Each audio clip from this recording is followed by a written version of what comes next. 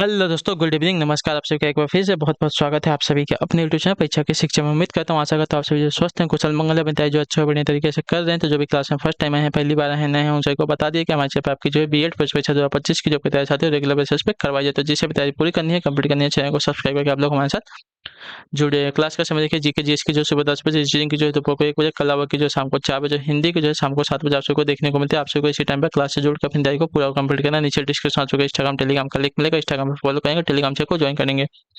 Telegram channel पर daily basis पे class का अपडेट मिल जाएगा और एग्जाम का अपडेट भी आपको जो है टेलीग्राम चैनल के माध्यम से मिल जाएगा। तो आप लोग टेलीग्राम चैनल ज्वाइन कर लीजिए, ठीक है। चलेंगे क्लास स्टार्ट करेंगे, देरी नहीं करेंगे। एक एक क्वेश्चन आपके एग्जाम के लिए बहुत इंपॉर्टेंट है, ध्यान से एक क्वेश्चन को देख के उत्तर देने की कोशिश करते हुए आगे बढ़े। पहला क्वेश्चन आपका 51 में, पदच्युत में कौन सा समास है? पदच्युत यानी कि पद से च्युत, तो इसमें आपका जो है तत्पुरुष समास हो जाएगा, ठीक है। अपादान तत्पुरुष समास हो जाएगा। क्लियर हो गया इसके बारे में? वह समास जिसका अंतिम पद प्रधान होता है तत्पुरुष समास कहलाता है। पदच्युत में आपका अपादान तत्पुरुष समास है, जैसे पद से च्युत, ठीक है।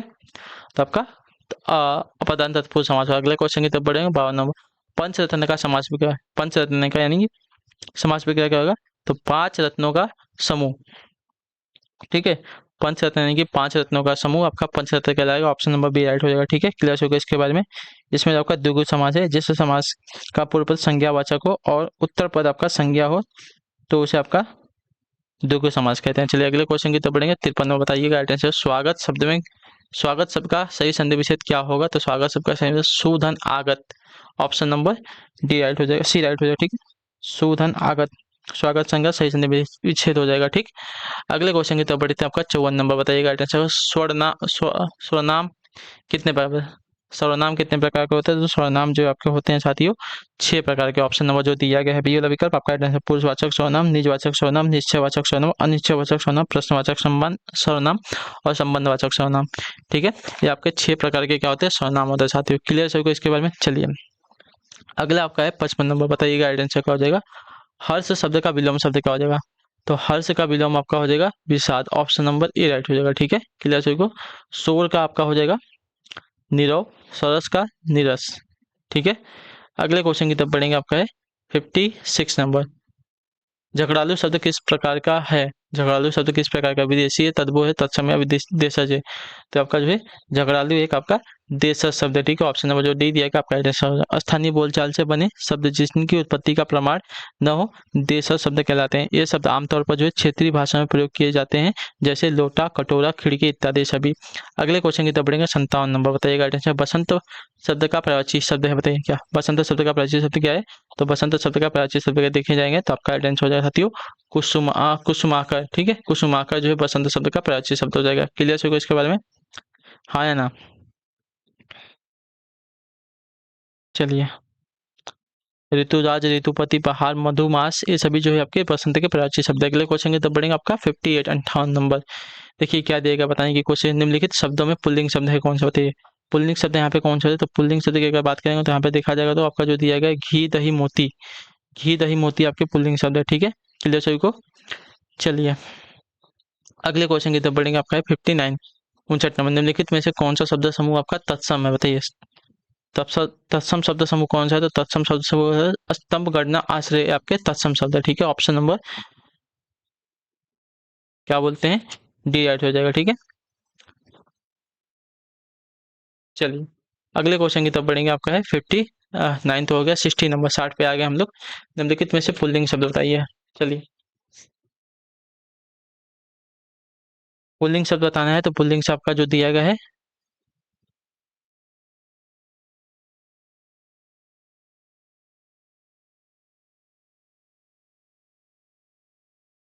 ऋतु। ऋतु आपका पुल्लिंग शब्द है, ठीक है। क्लियर हो गया इसके बारे में? आयु, वायु, घड़ी ये आपके स्त्रीलिंग शब्द हो जाएंगे, ठीक है।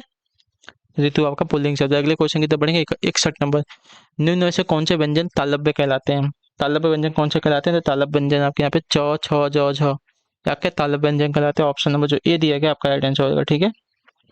चलिए ट, ठ, ड, ढ ये आपके ये क्या बोलते हैं मूर्धन हो जाएगा। प, फ, ब, ओष्ठ हो जाएंगे। त, थ, द, ध आपका दंत हो जाएंगे, ठीक है।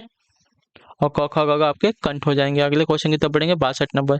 चित्रलेखा किसकी रचना है? तो चित्रलेखा की अगर बात करेंगे तो चित्रलेखा जो है आपकी भगवती चरण वर्मा की ठीक है। ऑप्शन नंबर जो ए दिया गया आपका राइट आंसर हो जाएगा। चित्रलेखा, 3 वर्ष, टेढ़े मेढ़े रास्ते, पतन। ठीक है, ये सभी जो आपकी भगवती वर्मा की रचनाएं होती हैं। अगले क्वेश्चन की तरफ बढ़ेंगे। आपका है 63 नंबर। जिस पर विजय पाना कठिन हो, इसके लिए एक शब्द क्या हो जाएगा? तो जिस पे विजय पाना कठिन हो, इसके लिए एक शब्द आपका हो जाएगा साथियों दुर्जय। ऑप्शन नंबर जो बी दिया गया आपका राइट आंसर। जिस पर विजय पाना कठिन हो, वाक्यांश के लिए एक शब्द का दुर्जय हो जाएगा। अगला क्वेश्चन आपका 64 नंबर। गजवंदन का प्राचीन शब्द क्या है बताइए? गजवंदन का प्राचीन शब्द क्या है? तो गजवंदन का प्राचीन शब्द अगर देखा जाएगा तो आपका राइट आंसर यहाँ पे हो जाएगा साथियों विनायक, गणेश, लंबोदर। ठीक है, तो गणपति। ऑप्शन नंबर जो सी दिया गया आपका राइट आंसर हो जाएगा। ठीक है, अगले क्वेश्चन की तरफ बढ़ेंगे। 65 नंबर। अनामिका किसका काव्य संग्रह है?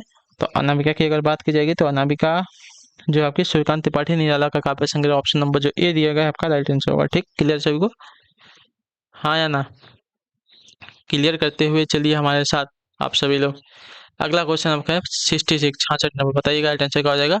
दोषी स्वयं से डरता है, आशय के लिए लोकाकित क्या हो जाए बताइए? दोषी स्वयं से डरता है, इस आशय के लिए लोकाकित की क्या हो जाएगी? तो चोर की दाढ़ी में तीन का ऑप्शन नंबर जो सी दिया गया आपका राइट आंसर होगा। ठीक, क्लियर किसके में? चलिए, छोटा मुंह बड़ी बात का हो जाएगा साथियों हैसियत से अधिक बात करना। ठीक है, कंगाली में आटा गिलाने की कमी में और कमी होना। खड़ी मजूरी चोखा काम, यानी कि पूरी मजदूरी देने पर अच्छा काम होता है। ठीक है, और चोर की दाढ़ी में तिनका, यानी कि अपराधी का शंकाग्रस्त रहना, यानी कि स्वयं डरना। अगले क्वेश्चन की तरफ बढ़ेंगे। आपका 67, 67 नंबर। निम्नलिखित में से अनिश्चयवाचक सर्वनाम कौन सा है? तो अनिश्चयवाचक सर्वनाम की अगर बात की जाएगी तो यहाँ पे कोई। ठीक है, ऑप्शन नंबर जो डी दिया गया आपका राइट आंसर। अनिश्चयवाचक सर्वनाम किसी अनिश्चित वस्तु या व्यक्ति के बारे में जाएंगे बयान करते हैं, जैसे कुछ, कई, कोई। ठीक है, यह की बात करें तो आपका निश्चयवाचक सर्वनाम है। आप की बात करें तो आपका पुरुषवाचक सर्वनाम है। और कौन की बात करेंगे तो आपका प्रश्नवाचक सम्मान हो जाएगा, सर्वनाम हो जाएगा। अगला क्वेश्चन आपका 68 है। निम्नलिखित में से तत्सम शब्द कौन सा है? तो तत्सम शब्द का जो दिया गया यहाँ पे काम, कर्म, कर्म आपका तत्सम शब्द है। ऑप्शन नंबर बी राइट हो जाएगा। ठीक है, दिए गए विकल्पों में से कर्म आपका तत्सम शब्द है। बाकी जो दिया गया काम, कारज, रात आपके तद्भव शब्द है। ठीक है चलिए, अगला क्वेश्चन आपका है 69 है। मुख्य शब्द का विलोम। तो मुख्य शब्द का विलोम आपका वाचाल हो जाएगा। ठीक है, जो ऑप्शन नंबर ए दिया गया आपका राइट आंसर हो जाएगा। बड़बोला का गुमसुम हो जाएगा। निर्वाक का सवाक हो जाएगा। अवाक का सवाक हो जाएगा। ठीक है, अगला क्वेश्चन आपका है 70 नंबर। पंकज, जलज आदि किस प्रकार के शब्द हैं? तो पंकज और जलज आदि जो है आपके योग गुण शब्द है। ऑप्शन नंबर सी राइट हो जाएगा। ठीक है, पंकज, जलज योग गुण शब्द के अंतर्गत आते हैं। और योग जो शब्द समान अर्थ को न प्रकट करके किसी विशेष अर्थ को प्रकट करते हैं, आपके योग शब्द कहलाते हैं। ठीक है, और यौगिक जो शब्द दो या दो से अधिक शब्दों से मिलकर बनते हैं, आपके यौगिक शब्द कहलाते हैं। ठीक है, और रूढ़ शब्द जिन शब्दों के सार्थक खंड न हो तथा वे अपना एक निश्चित अर्थ रखते हैं, उन्हें आपका रूढ़ शब्द कहते हैं। चलिए, 71 नंबर है।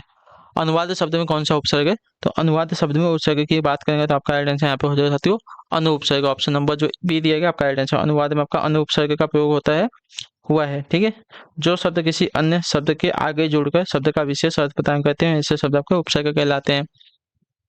72 नंबर बताइएगा सही तक है। 11 वर्ष का समय शीर्षक कहानी की रचनाकार कौन है बताइए? चलिए, 11 वर्ष का समय शीर्षक कहानी के रचनाकार कौन है? तो इसके रचनाकार आपके हो जाएंगे साथियों रामचंद्र शुक्ल। ऑप्शन नंबर जो सी दिया गया आपका राइट आंसर होगा। ठीक है, क्लियर हो गया इसके बारे में? चलिए, अगले क्वेश्चन की तरफ बढ़ा जाएगा। आपका 73 नंबर। बताने की कोशिश करेंगे राइट आंसर। निम्नलिखित में दिन शब्द का श्रुति सम भिन्नार्थक शब्द क्या है? तो दिन का आपका हो जाएगा दीन। ठीक है, इस दिन का दिवस हो जाएगा, इस दिन का हो जाएगा गरीब। ठीक है, अगला क्वेश्चन आपका 74 नंबर। निम्न में से शुद्ध वर्तनी वाला शब्द कौन सा हो जाएगा? तो शुद्ध वर्तनी वाला शब्द आपका देखा जाएगा तो यहाँ पे द्वंद्व। ठीक है, ऑप्शन नंबर जो डी दिया गया आपका राइट आंसर होगा। ठीक है, क्लियर हो गया इसके बारे में? द्वंद्व शब्द जो है वर्तनी की दृष्टि से शुद्ध है यहाँ पे। अगला क्वेश्चन जो दिया गया 75 नंबर। आखिरी क्वेश्चन बताइएगा। त और द शब्द को उच्चारण स्थान के आधार पर कहते हैं क्या? त और द। तो त और द आपके जो है दंत कहलाते हैं ना, मैंने आपको भी बताया था। तो आपके दंत आ जाएंगे। ऑप्शन नंबर जो सी दिया गया आपका राइट आंसर होगा। ठीक है, क्लियर होगा इसके बारे में? चलिए, तो इसी के साथ जो आपकी क्लास है आज की यहीं पे पूरी हो गई, कंप्लीट हो गई। आई होप कि आपको क्लास जो साथियों अच्छी लगी, पसंद है तो क्लास को लाइक कर दीजिएगा। चैनल पहली बार तो चैनल को सब्सक्राइब कर लीजिए। अपना जो फीडबैक है क्लास के बारे में नीचे बता दें आपको क्लास कैसी लगी है। तो हम आपसे मिलते हैं आपकी अगली क्लास में। तब तक के लिए टाटा बाय बाय, जय हिंद, जय भारत। आपसे क्लास से जुड़ने के लिए बहुत बहुत ही धन्यवाद साथियों।